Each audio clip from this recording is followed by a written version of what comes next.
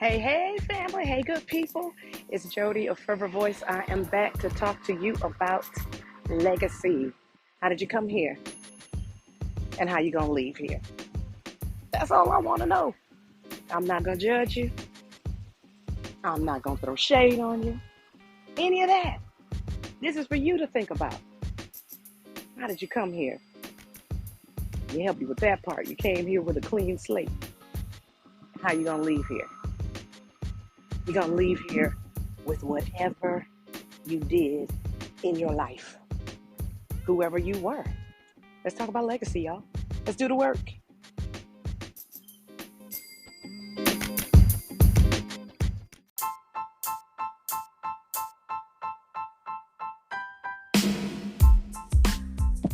Hey, good people. I am back. Yep, I am walking right now, not in the normal space. And I'm feeling much different because I'm not in the normal space. I am semi-vacationing because I'm visiting, but it is a vacation as well. And I noticed that 1 year passed. I noticed that in a different environment, I can feel better. And in this different environment, feeling better can make me a little bit disillusioned too. And I have been feeling a little bit disillusioned. Like I said before, the last episode, I believe it was the last episode. Anyway, like I said before, sometimes after a traumatic experience, your body or your mind, it just kind of cocoons you to keep you safe. And it just kind of numbs you a little bit. And you feel pretty secure. You're still in pain. You're still hurting. But you feel pretty secure. So I've been feeling pretty secure. But 1 year passed, some of those layers have fallen off. They've fallen away. So my Mother's Day looks different. And I talked about how different my Mother's Day looked because I'm starting to feel more. The numbness is wearing off. You know, just like if you have a surgery and they put that block in there. Like when I had surgery on my ankle and they put that block on there and I didn't feel anything. I was good. I was thinking I was invincible. I'm good. But when that block wore off, then it was real that a surgery had taken place. It was real that there was trauma to my ankle, that it had been cut and it had been, reconfigured, all of that. So it was plain and clear. It was simple. Yeah, something happened here. And that's what I'm feeling now. And that's something that I have to understand it and think about what it is that I'm feeling. Because before, I was that person that, showed up good and loud at the party or, laughing, talking trash, all that other good stuff. And I'm still good for that. But the drinking, I still do. I still do. But it's a little different. It was a given at one time. I'm going to show up, I'm going to drink, and I'm going to clown. All of that. It was a given. And it is fun until the next day when you find out what you said, when you find out what how you offended somebody, or when you just felt within yourself that, okay, that was not cool. There was nothing cool about that. And you called somebody that was there. It's like, did I really say that? And just a few weeks ago, I said, I'm just going to stop. I'm tired of apologizing for things that I've said. I'm tired of apologizing. 2 things that I've thought about with that. So apologizing for things that I said, and people say that after when you start drinking, that's really you yourself being honest when you say things. That's really the truth. I don't know if it's really the truth. It could be. I'm not really sure. I have said some things where it's just like, why did I say that? I don't know if I agree with that's really how you feel deep down inside, but that's just me. That's just me. But again, going back to that having to apologize and things like, then you need to take a look at some things. Now, would I categorize myself as somebody that's just out of control? No, because it was something that I was doing consciously. It's not something that I do through the week. It's not something that I do every day. For some reason, this is what I do when I go to a cookout or when I go to, an outing, public fun. It's something like that. That's what I do. So I had to start thinking about that and start looking into that. What is that all about? Why do I need to do all of that to have a good time? Physically, started getting rough on my body. Waking up the next day after drinking and clowning around and everything, it wasn't that I couldn't get up. I could get up because I don't really eat a lot of the processed foods and things like that. But I love me some cake now. I'm gonna eat up the cake. But I don't really eat a whole lot of processed food, and my body responds differently. I can get up and I can start moving around. My body just don't feel right. It just won't feel right. So that's my problem. I'll get up and I'll move around, but because I'm sensitive about how I feel physically as well as emotionally, it's like something is off. So with my journaling, because I journal regularly, every day, most of the time I do. But there are days that I do skip. Luckily, that's not every single day. So something told me, check your journal. See what you are writing about when you're having these bouts with, body feeling crazy. And I noticed that when I drink, the next day, my journaling is exactly what I am after coming off of that. So my journaling is sounding a little crazy, like some of the entries that I made on certain days, because I date it. I write the date at the top. And I know when I went to certain cookouts, I know when there were certain celebrations. So I look and I see, damn, what? Girl, you are throwing yourself all the way off. And what I found is that with the drinking, when it's in excess, when it's excessive, it throws my body off, it throws my mind off, it throws my emotions off. Especially if it's that dark.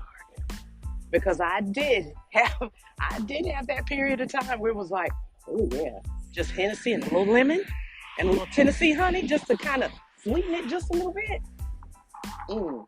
That was my thing. My brother was like, why would you mix that? Why would you mix those two? And for me, because when I cook, I play with a lot of seasoning. I play with a lot of different herbs and things like that. So naturally, whatever I want to drink, I'm going to play with it. And that's what I came up with. It's really very basic when you think about sweet tea and things like that. So Tennessee honey, a little Hennessy. One of them is not quite sweet and one of them is. So you mix the two and you come up with this concoction. Now, you want to be tore up, then you drink that. But that would mess me up the next day. Or if I was just like, okay, I don't have Tennessee honey, so I'm going straight Hennessy. That's what I'm going to do. I remember sitting around with my Hennessy under the chair because I didn't want anybody to touch it. All I needed to do was refill on ice cubes. I didn't drink the whole bottle. And I don't even know. No, I didn't drink the whole thing. What was it? I don't even remember what size it was. I just remember it was under the chair. And I remember drinking it. And I saw pictures where I fell asleep. All my others just fell asleep, just fell out. I just couldn't go anymore. Nothing crazy, racy, nothing like that. I'm just going to talk some trash and fall asleep. But the next day, I read my journal entry for the next day after I cleared my head and everything. Then I read that journal entry that I made 2 days later after the cookout. Crazy. Did not even sound like anything I would have written. Even the handwriting was janky. Like, it was shaky. My penmanship is pretty neat. Now, I'm a right-hander and I write like I'm left-handed. I have a left-handed slant. But that writing was so off And that's when I started to tell myself, okay, this is messing with me. This is messing me up. I had a long conversation with my coach. And I was like, this is, Tina, this ain't good. I have to go ahead and talk to you about this. And I had that long conversation with her. And she's not judgmental at all. We're pretty much within the same generation. And she talked to me about it. She was honest. She was straight up. That's something you need to work on now. You've already identified it. Don't worry about the fact that it's what you're going through. You've identified it. And you said it. You admitted it. That's growth. So let's work on that. So that's the path she took me down for that. That was, let me see, about maybe 3 years ago. Was it 2? Maybe 2. Maybe 2 years ago. 2 or 3 years ago. And here I am just now getting to the place where it's like, yeah, I have a little something to drink. I have a little something. But the way I view and the way I see the things that are going on around me has also changed. All of that to say that when you decide or when you make the decision to grow, to be better, to do better, you will know it. Because you won't even hear the people that are trying to convince you to do what you were doing before. I mean, you'll physically hear it, but you're not going to hear it. You won't be interested. It just won't even align with you anymore.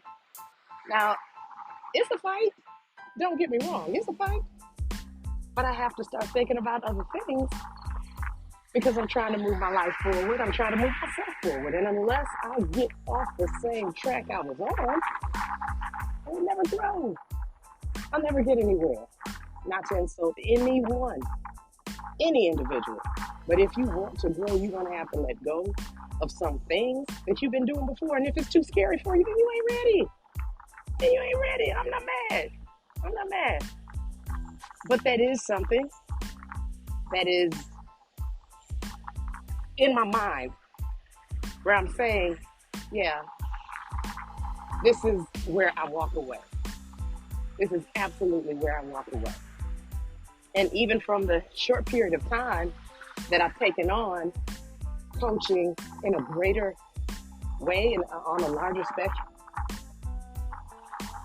I am talking to people who want to move forward, who want to do better, but they just can't get the priorities together in order to do it. And I'm talking about even parents. No shade on you at all, no judgment on you at all, but you have to understand what it is that you're trying to do. You also have to understand your threshold, what you are able to do. And if you are not able to give up your $60, $70, $80 manicure for your child to be coached, if you're not willing to pass up that $300 pair of shoes or sandals, whatever you got popping this season to get yourself some coaching. No shade, no disrespect, no judgment. Be honest with yourself about that. And just say, I'm not there yet. Say, I'm not there yet. Otherwise, it will turn into that situation where you don't even believe in yourself. Sometimes there are some other foundational things that you need to work on first before you get to that point. I was just with people over the weekend, and it's, no big deal. And I realized that certain things that I see and certain behaviors that I see, it's just not funny anymore. It's offensive now, certain things. Do I think I'm better? Absolutely not. Absolutely not. But I think I am growing. So there's certain behaviors that it's just like, I see it, I get it. I didn't have a problem with it before, but the expectations are higher now. The goals are different now. And what's fun before or what was accepted before no longer is. That's all. And hey, not judging, not judging. But the day you get here, the day you get to this earth literally starts the clock on your legacy and what you leave behind. Not physical things, not money, cars, houses. I'm not talking about that. That comes and goes all the time. I'm not even concerned about that. What you leave behind as an individual, how you shared, how you helped, how you cultivated, how you nurtured those around you. If you're that pessimistic person, you come to bring negativity, you come to complain, and hey, I got a lot of that. I got a lot of that. Because that's just what we did, you know. That's kind of what the people that I was around, that's what they did. They, you know, judged and insulted people, things like that. So, I'm not free of it. But that's not who I am as a whole.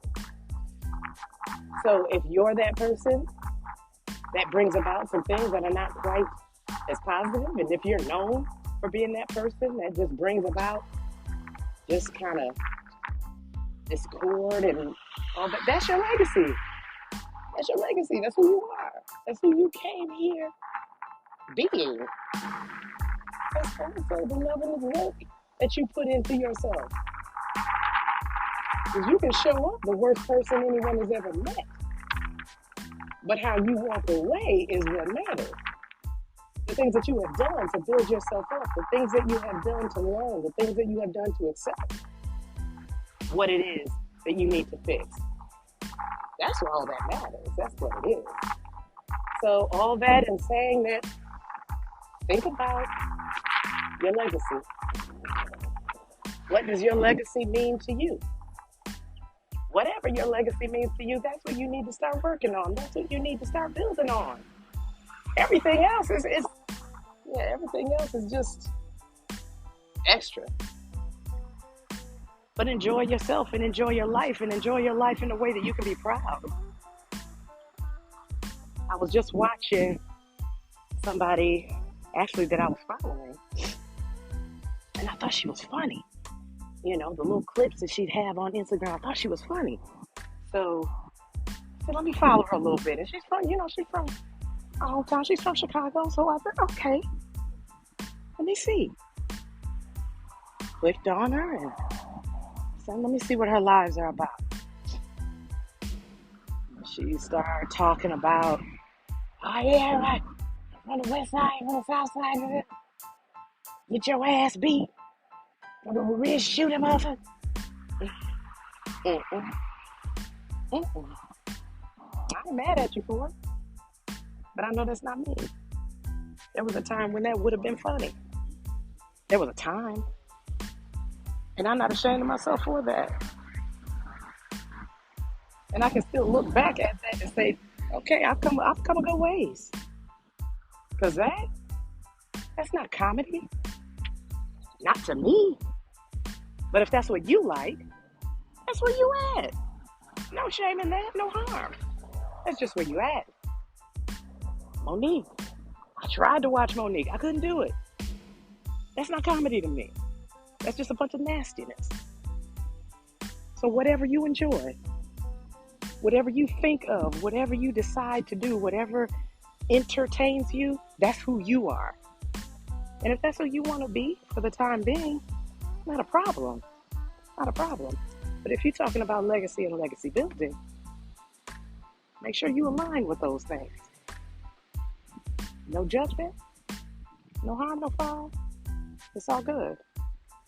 But at this point, being serious about your legacy and how you want to spend your life and how you want to be seen when you leave here has got to be relevant. That is all I have for you.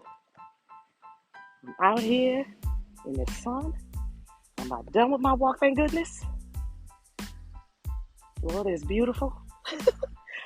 Nice place to live in. Nice place to visit, excuse me. But I wouldn't want to live here. Too hot, too steamy. I gotta get back to the Carolinas, y'all. I'll see you soon. Talk to you. Love ya. Peace.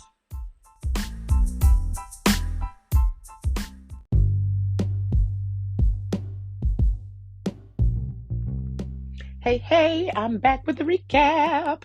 So, recapping this episode before I even get started recapping this episode, let me apologize for the way that episode was recorded. It's a lot of noise, it's a lot of crackling. I always listen to my episodes before I push them out. And all I heard was the crackling and the crunching and all of that other stuff. So, just apologizing for it. It doesn't even matter why it sounds that way because I know what happened. It doesn't matter why. It is. I hope you were patient enough and cared enough to actually listen to that episode. There was good content on there. And I just want to recap that real quick before I even go into a long drawn out. So, this particular episode was literally about me finding out 1 year past who I am, more about who I am, more about who I want to be, more about who I'm aspiring to be, looking at things from a different lens, recognizing that period of numbness that went on after BJ passed away, recognizing that numbness has worn off. And now I'm starting to feel, I know that some people say, well, the second year is even worse than the first year. And that didn't really make sense to me until now. And that's because that numbness has worn off. I'm seeing things that I wasn't seeing before. When you look at a person, and this is just an example, you look at a person and you see them physically, but I look at them a little deeper than that. When I'm having a conversation with someone, and it doesn't matter who it is, I look at them beyond just what is there in the physical. It's hard to explain, but I look much deeper into a person when I conversate, when I'm looking at them. And I did not do this before. I said a while back that there are so many things that we learn from our kids, that, I said that. And I attest this whole shift, literally, to the passing of my son. I don't know if I would be able to look at things the way I look at them now. Did I want it to happen? Did I want that to happen? My son's passing? Of course not. Of course not. But it did. And in the process, during the process, I have become better rather than bitter. And it's easy to become bitter. It's very easy.